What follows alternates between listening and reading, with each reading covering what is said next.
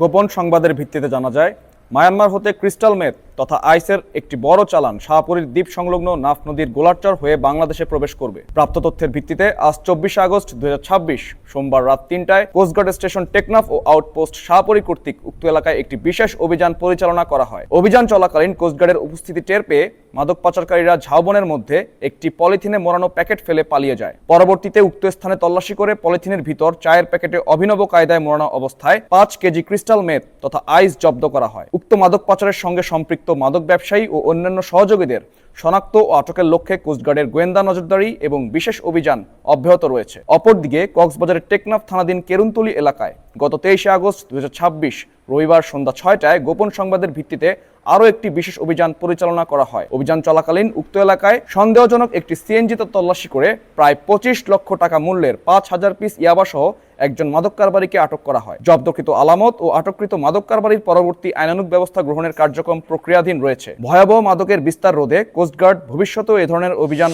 অব্যাহত রাখবে।